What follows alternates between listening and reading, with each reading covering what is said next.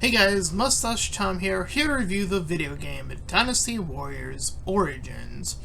As per usual, I'll be reviewing both the story and gameplay separately, and for the sake of something like this, which has come out with the DLC by the time I have recorded this, I'll also be mentioning the DLC separately, but still sort of bunched in and separated via story and gameplay that added. With that being said, I think it's only fair to set aside or put forward my biases toward Dynasty Warriors. I have been a part of this franchise since Dynasty Warriors 3, and have played each subsequent game, meaning 3, 4, 5, 6, 7, 8, and 9, and now here we are at Dynasty Warriors Origins. So, I would like to think that I have experience with this franchise, both the good and the bad. And I'll be reviewing this video game as though some people may still very well be unfamiliar with this game and what it's actually based off. For those who may be unfamiliar, Dynasty Warriors is based off a book called Romance of the Three Kingdoms, which is based on a real war that had taken place in China way back in the olden days. With that, you have, your original history, which is then subsequently planed into a book, which is, has some flowery language. It builds up the character, it turns these real life people, the historian, warriors, into these flowery characters, and that gets adapted into a video game, Dynasty Warriors. And outside of Dynasty Warriors 1, which was a fighting game, Dynasty Warriors 2, moving onward, is the hack and slash genre, though I would think and argue that most people would start to say that Dynasty Warriors 3, which is where I started, is where the formula of the 1 versus 1000 really took off as the game's main appeal, as well as the game being called Dynasty Warriors, that there would be, warriors, plural. I think we can all see where this is going for this review, all things considered, if you've played this game before. That being said, when I first heard of this game, I was a little intrigued that they were, quote-unquote, taking a different aspect or look at the origins, as it were, of Dynasty Warriors. Of course, each game, numbered game, has been a Origins Dynasty Warriors game, and subsequently, most of those games actually end the war around the earlier games, slightly after Chibi. That's usually the halfway point before things really start hitting the fan. And later games, like Dynasty Warriors 8, just as an example, gets it all the way up until the finale of Dynasty Warriors, which would include the faction Jin, which was the winning faction of this war, at least according to the lore. So, it was really distraughting news, at least initially, that when I first heard that the game would be ending around Chibi, of all things, especially after Dynasty Warriors 8, I was completely thrown off, considering how far Dynasty Warriors 8 story goes from that very same point to the end of the war. It covers a whole lot more ground, essentially. But Dynasty Warriors Origins prepped a quote-unquote deeper story, and this brings us to the main character, the character you see on the poster there. So, your character, insert character here, but not really, is a stand-in for the player. Now, one of the biggest questions that still boggles my mind is, why wasn't this character customizable?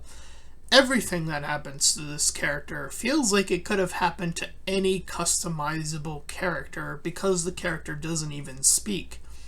They have to give the character somebody else to riff off of, which is Juhei, the lady you see throughout the game, and your rival Bailon, who you see later in the game, with some faction favoritism for Shu, that is for sure.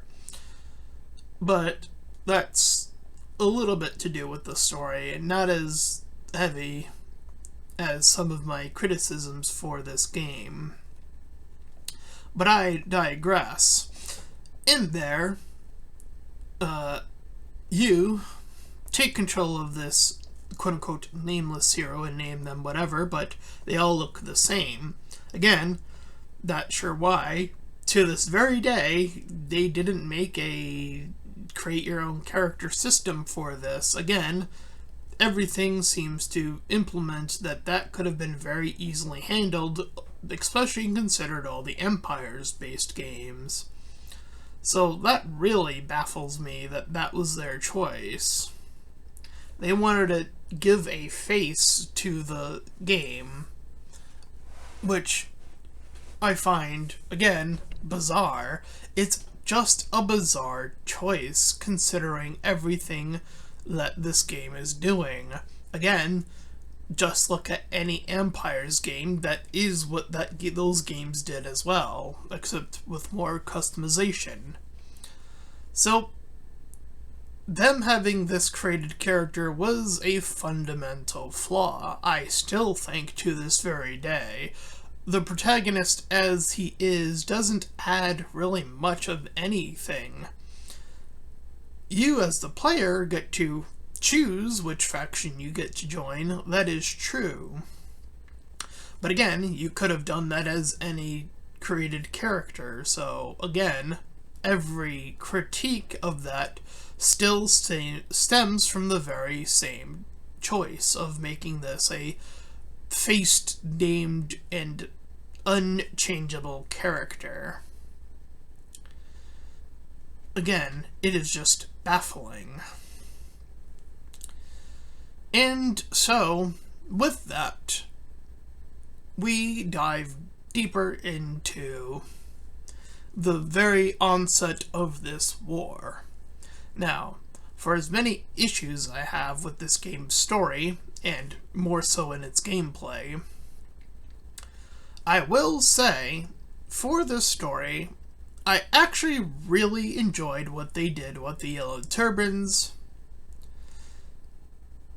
also led by Zhang Jiao, whose appearance started off in Dynasty Warriors 3 as a very Jesus Christ-looking type guy, and each subsequent game moving forward, he looked more and more ridiculous by the day. So it was, I would argue, the best glow-up in the Dynasty Warriors, set lineup of characters that get new designs here, is Zhang Jiao. He's quite the handsome lad. And for the first time, and I think in Dynasty Warriors history, I think, we actually got to see a little bit more in depth of how the Yellow Turban Rebellion even started. You see, in every Dynasty Warriors game from 3 to 9, the Yellow Turban Rebellion is often the first 3 stages, or something along that number. And Zhang Jiao is always represented as this sort of mystic who's power-hungry in the name of God and all of this. And he seems like somebody people wouldn't really ever follow. Well, maybe they would follow the Jesus Christ-looking guy, but because of symbolism, but in terms of moving forward, boy, did Zhang Jiao just get worse and worse. But Origins changes that drastically, giving us the best portrayal Zhang Jiao has ever had in any Dynasty Warriors game, even surpassing the third one in terms of, yeah, I was, even me saying mockingly that he looked like, Jesus, I can now say he looks like his own character now. That's something to compliment. I think that's a good thing. And, furthermore, you see his plight a little bit better in this representation of the story. This is a pretty consistent theme throughout the main story up till GB, is the characters that aren't of the main three factions that you are to choose from are easily the characters that end up getting the most significant changes. So I figured I would start there because you're either going to love those changes or hate those changes. And I, for one, am an advocate for those very changes. I think it adds a level of character development that was much needed for Zhang Jiao. That much is for sure. Deng Zhou is very much of the same measure, though something entirely different can be said about the weapon choice. Deng Zhou, for all of his tyranny, finally feels like he isn't the cartoonish villain that he seems a little bit more grounded in his portrayal here in Dynasty Warriors Origins, which I'm not even opposed to. He's still a womanizer to a degree. You can see that with the scene with Dio Chan. That's present within his character. It's not just overblown, throughout more of the story. And I think that, again, toning down some things can actually be beneficial from time to time, and I think in this instance it was a much needed change of pace for a character such as this. Wang Xiao is sort of the same, though I will say his DLC gives him a little bit more to chew on. Actually, he probably has the most to chew on outside of Zhang Jiao once again, but I digress in saying that he's very much the nobleman, still very much so. But even his noblemanness is a little bit more subdued here. So there's a lot of subduing, and I do grant that that is something that I do enjoy in terms of just making the characters feel more realistic. Now, while that I can say very much that for the characters, the weapons is a completely different system, and that goes into gameplay. Of course, as I mentioned, you can eventually join Shu, Wu, or Wei. And these characters from Liu Bei, Sun Jian, and Cao Tiao are generally, from every iteration I have seen before, are generally the same here in Dynasty Warriors Origins. Their portrayals are pretty much extensions of prior games, in this included. So, you go through the main game, you choose your faction, and there are events you can go through, and you can go through them a first time, and then you can do what's called a branching path for each faction respectively. I will say this is one of the worst elements of the game in terms of just, like, what the fuck was the point of it? After each of these, nothing even changes, except character lives, and say, for example, Sun Jian. Sun Jian lives, but then he just fucks off as if he had died anyway, up until the final battle. So it's like, well, that didn't really change much of anything. Except, saving the character in the moment, but it didn't affect, like, how the characters operate, where they move, everything.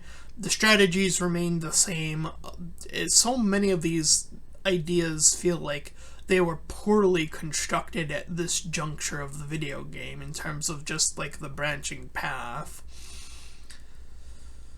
And so, with that, I think that pretty much concludes, because Chibi is indeed the final battle point of the story. So in terms of characters being upgraded, that is a good thing. However, that is mismatched with the critiques I have of why I even ended at Chibi being number one. Number two, why have the branching paths be so unnecessarily unchanging, which you would think that would be a big change. These two elements I do think hold Dynasty Warriors Origins from being a really good story in terms of its core gameplay. So for that, I think I'm either going to go for a 5 or a 6 out of 10 for its story. It's not the strongest story in the Dynasty Warriors timeline so far, despite claiming that it was going to focus on the story. I do think that there were a lot of missed opportunities within that, as I just mentioned. Now we can talk about gameplay. And here we go. So, the main character has a selection of up to, I believe it's either 10 or 11 weapons, something along this line. Let me settle this by saying, in Dynasty Warriors 8, despite every character being able to swap with every weapon in its totality was in the hundreds. Let me repeat that number. Hundreds. Because that's how many characters were in Dynasty Warriors 8. And when you did match a character with their weapon, they got their 2 EXE combo attacks. That's what made them unique still, despite every character sharing every weapon. So, despite my issue of the weapon swapping in 7 and 8 respectively, at least those games had the audacity to have a wide range of weaponry to choose from, and more importantly, warriors, plural, to choose from. I mean, it is literally in the name. This time around, for whatever fucking reason, you can only switch to your companion this time around, because you're primarily playing as the protagonist on the screen. You have to build up a bar, then once that bar is filled, you change your character to whoever you have selected on the starting screen, or the preparation screen rather, and then you are set to be that character for a limited amount of time, and once that time is set, you switch back to your main character. And boy, what a stupid system that was. Just another fundamental flaw of this game. Again, why not just make it a unique character? And why not have it so that you can, when you pick a faction, you can pick characters within that faction? Sort of like a Dynasty Warriors 5-ish sort of type of story. We can, even pick a character that's in that particular battle or war sequence, and then you can select from a set of them that makes sense for that battle. There are so many ways they could have done this justice, but no. fuck what they have done before, apparently. We're just gonna ignore what was done good before. We're just going to have it be that you're stuck as this character, stuck with 11 weapons, which also means, because there are more than 11 warriors shown in this game, that yes, cloning is back. Oh boy, is it back. How? How is this even possible? You reduced your Dynasty Warriors roster by a landslide of number. Down into the 20s, I believe, is like the full roster of every character that appears in this game, Dynasty Warriors Origins. It might be higher, I don't know the full count off the top of my head, honestly, but point being, regardless, it is embarrassing that any character shares a weapon with any character, but here we go again, with Huan Gai sharing a weapon with Sun Tzu, that being the gloves. We have Sun Jian having the same weapon of Shadow Dune, though their weapons are flavored in their, the Sun Jian has the little rings, but they fight exactly the same, and so on, with more clones than you know what to do with. So it's a really big question of, well, why didn't you as the player get the ability to use Tonfas, so that Sun Tzu could also have his Tonfas, his weapon that they already took away in Dynasty Warriors 6, and then also, I don't remember if they did it in 9, because I know there was some cloning stuff in Dynasty Warriors 9 as well, but I digress in saying, this is not acceptable at this point. You have Dynasty Warriors 8. You can't go backwards from that game anymore. That's the bar, as far as I'm concerned. Just, again, in removing the swapping of the weapons, that game is still the best game in terms of both gameplay and story. So, with that said, let us get into the visions of the four heroes at some point, but the wrap-up of the gameplay. So, there are some different mechanics here, like you have your dodging system, and your characters that you fight against are very tanky this time around. This is maintained pretty consistently throughout the game, even and up until included into the DLC.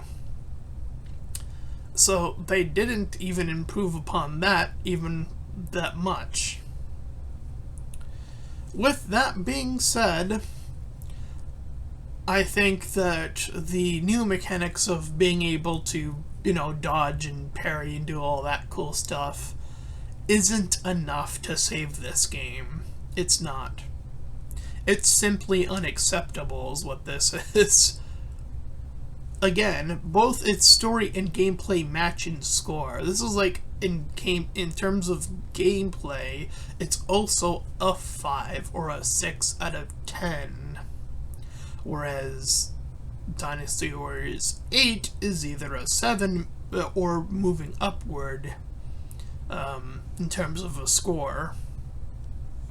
It's a big school of points just thrown away on the idea that they'd wanted to focus on the beginning portion of the game, and probably to make a Dynasty Warriors Origins 2, which I think is unnecessary at this point, but here we are. I'd much rather get a Dynasty Warriors 10 before that, because I think this was a disaster. I think you can pull stuff from this game that was successful, like the parrying and the dodging and all that cool stuff. Outside of that, and the impressive, number of enemies on the screen, and the impressive way certain things move. Outside of these elements, there really isn't much else to praise about this game.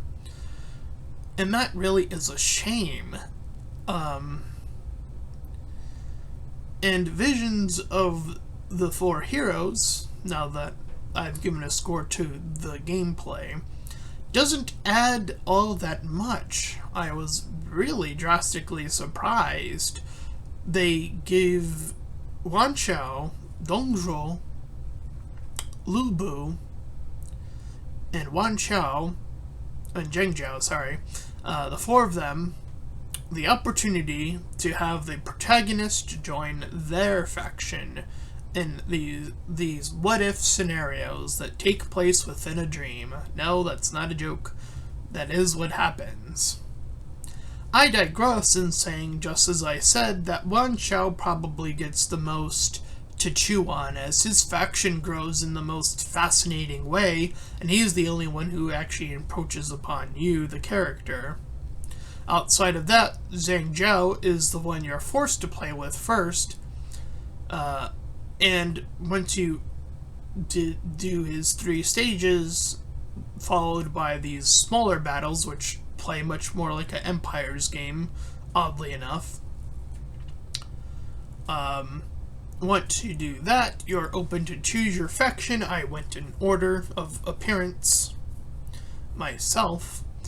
But I digress in saying that while I do enjoy these what-if scenarios as they stand, the weapon upgrade that they did in this game is embarrassing yet again. How is it that in your DLC you're only going to introduce 2 new weapons, and one of them isn't even technically new? It's just the bow, which we've seen be used by other Dynasty Warriors characters before. Now, granted, how it's swung around is unique, but we've seen the bow before. So that's not even a new weapon, technically speaking. And then there's the rope dart, which I would consider a new weapon, I think. It's not even that great to use, honestly, all things considered. I think the bow has a little bit more going on there, but seriously? Only 2 weapons? That was it? You had so many characters that were still cloned. Shadow Dune, Sun Jian, as I just mentioned. Why didn't we get like a more Sun Jian based weapon where, you know, it's still like a blade, a sword, but it does what it did in Dynasty Warriors 8, where it does the little ring things, a part of its attacks, and get you those unique animations. Why didn't we get something like that? Or his DLC weapon in that game, where it was the double blade that he gets. What about Sun Tzu and his tonfas? They still didn't even add that. What the fuck? Are you kidding me? You had the audacity to rip Sun Tzu of his tonfas again?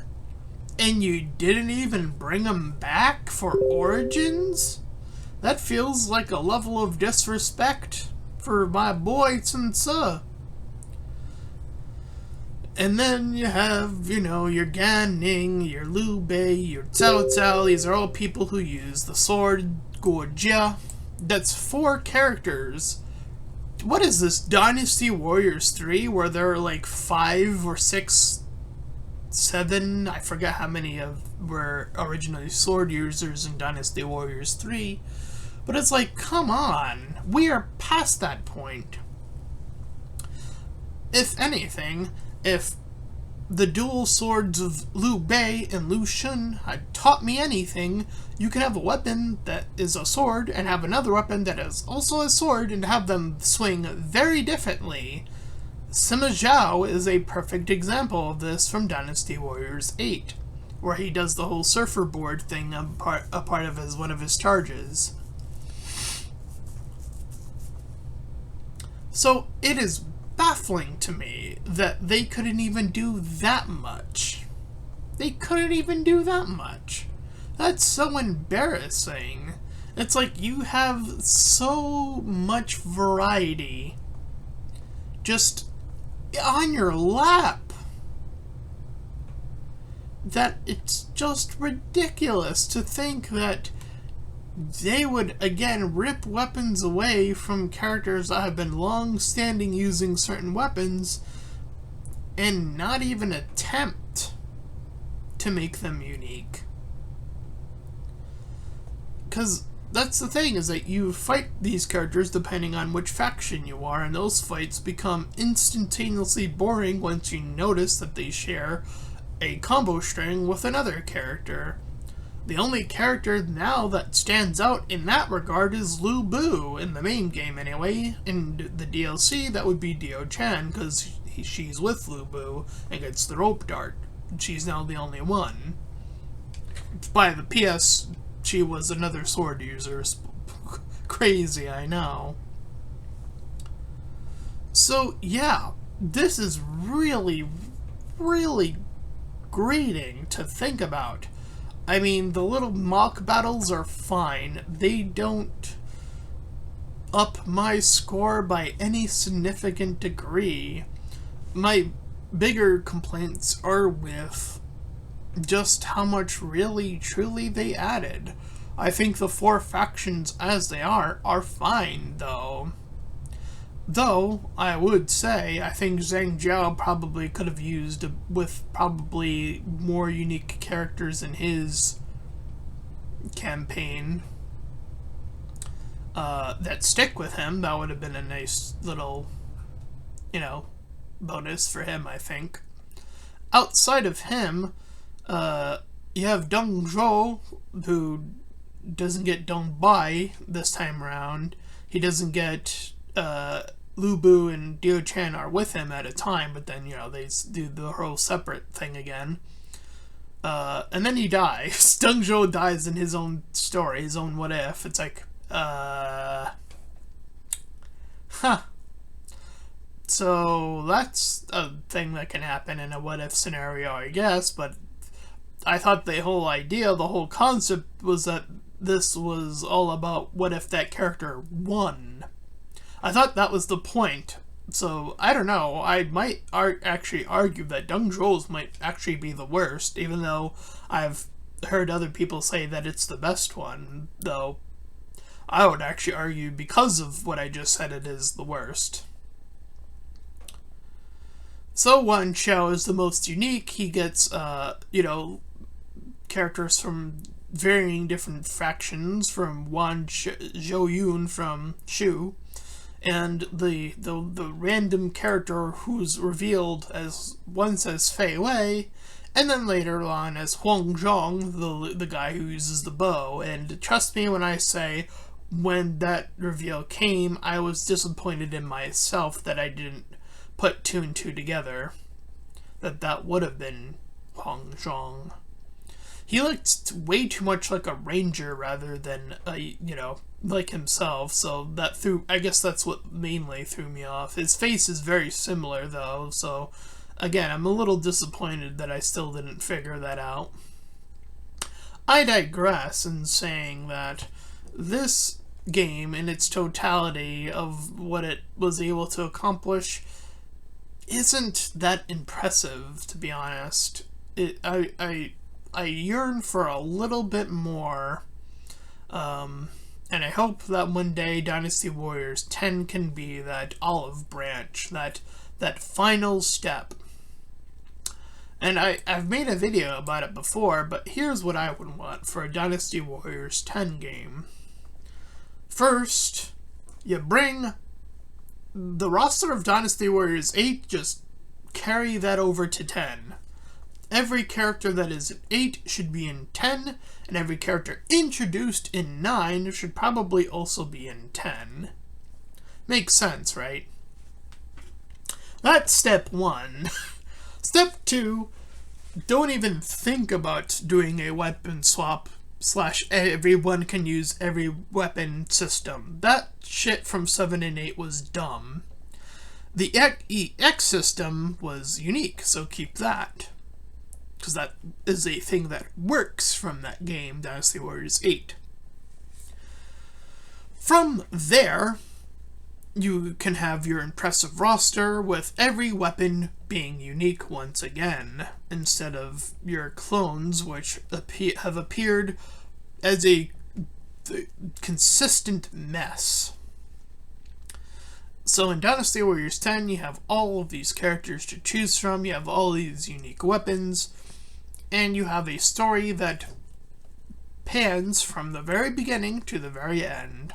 And I know that's a lot to cover, but hey, I think Dynasty Warriors 10 should go all out, honestly, because I do think that that would be the last game in this franchise, quite frankly, from everything I've seen so far. And I think, it deserves to go out on a bang. With that said, I think it would be now this would never happen, because Koei Tecmo is they're some greedy fucks. But just look at their Warriors Abyss DLC. Trust me when I say that. But it would be a crazy change of pace if they made Dynasty Warriors 10 give you the ability to choose any costume for any of your previous warriors from every previous Dynasty Warriors title for free. Again, I don't think they would ever do that for free. That is probably way too much work. So probably just giving them all a unique look in Dynasty Warriors 10 is probably the most we're more than likely going to get. So you gotta take what you can get in some cases. With that, you can have your different modes, or your different difficulties, rather. You can take the parrying and dodging from Origins and just slap that on 10 as well. I think those elements from this game are impressive enough to carry forward. The horse charges thing needs to just die. The horse should just run consistently as fast as it ought to. And that's that. No charging required. The horse just goes at full speed all the time. Please and thank you. Now that that's out of the way, I do think that, every prior Dynasty Warriors game has had an Empires game that's attached to it separately, and I do think that that would make for the DLC. I would say make it a part of the main game, but I figure I'm probably biting off more than I can chew in what I'm asking for there. So I think that is the best compromise of getting Dynasty Warriors 10 Empires as a part of the DLC.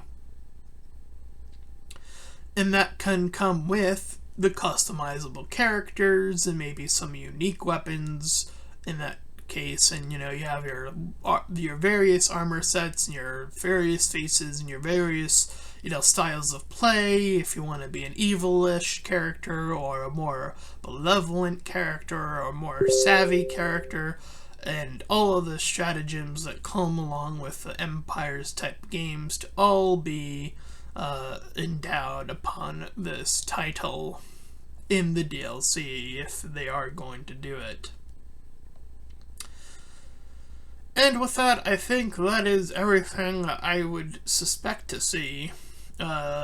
Some unique weapons that you can work on, to make the warrior thing of the grind. You can only get the most unique weapons on the highest difficulty, stuff like that to make the replayability, because you have your impressive roster be as big as it is, and you can get people playing that game for a long ass time. So that's what I would love to see for Dynasty Warriors 10. It's a bit of a pipe dream, yes, I'm aware, but again, I think that's where they need to go, and if they want to create the most satisfying experience. I do think that keeping the impressive maps is a much needed pace. much like the costumes, I do think that having every previous track from Dynasty Warriors carry over from 10 from every previous game, every choosable track, including the new ones from 10. I do think having that be something that you can say earn in game, then that I think would be ideal instead of that also being DLC. I don't think that's much as an ask.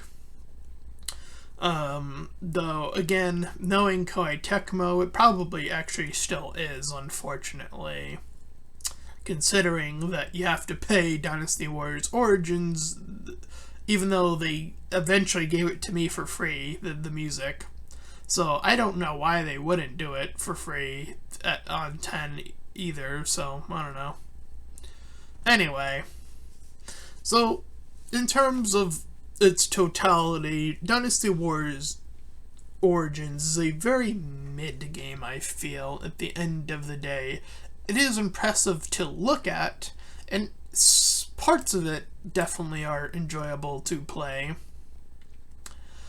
But there are other issues that I do think hold it back, like if you were checking out my later parts, you saw that I had issues with the checkpoint system. This is something in the gameplay that I had yet to mention that has fundamentally almost fucked me in my playthrough. Now, you can technically move back from the point of the checkpoint, but you, in that, lose a lot of your progress, even though in some cases that seems to be like the only way to do it, to, potentially save your general, in those instances. Yeah. So that is something that I do think needs to be improved on in general, that I don't think is going to get fixed here this time around, especially with this DLC being wrapped up as it is. So the checkpoint system just generally was fucked since its inception, and didn't really get fixed in the DLC either. With that being said, that really that's like another knock against the game that keeps it at that really mid-range. So I hope they figure out a better system of saving and checkpointing in future Dynasty Warriors games. I think that there were prior Dynasty Warriors games where you could you could save your progress in the battle whenever you the player wanted to. I think I would much prefer that system over this, checkpoint based on where the game thinks it should checkpoint you. I do think that's a fundamentally flawed way of doing it.